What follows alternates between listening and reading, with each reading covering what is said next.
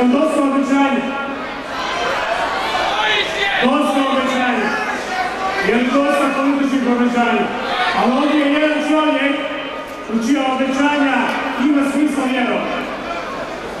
Sjetimo se prije godinu dana. Sjetimo se prije godinu dana ko bi se kladio da će ovaj čovjek biti na korak do završnice, na korak do toga da bude predsjednik Republike Hrvatske. Ivo Josipović nakon 10. siječnja je predsjednik svih hrvatskih ljudi, svih hrvatskih građana,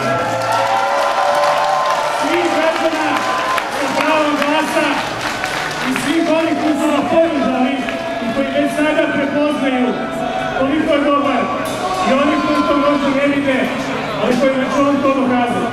Hvala vam što ste ovdje samo, hvala vam što ste došli podržati pravdu, pravidu Hrvatsku.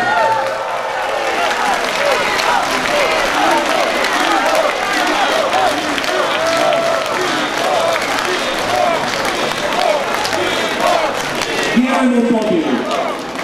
Vjerujemo u pobjedu i zato je to razložno da zasviramo.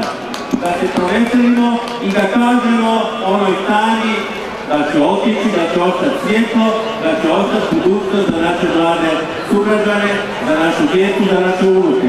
Zove dođe prijatelji iz Splita, Kibi Epovce, da znam da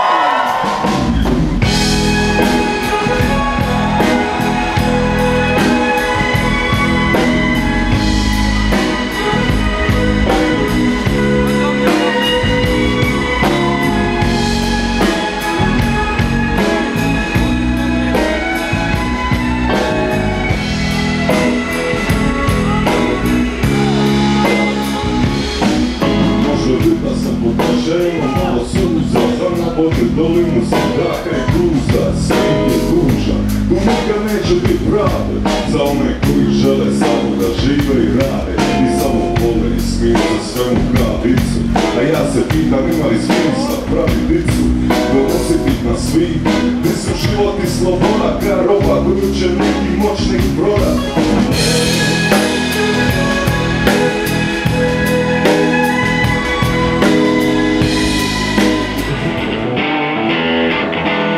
Fantastica,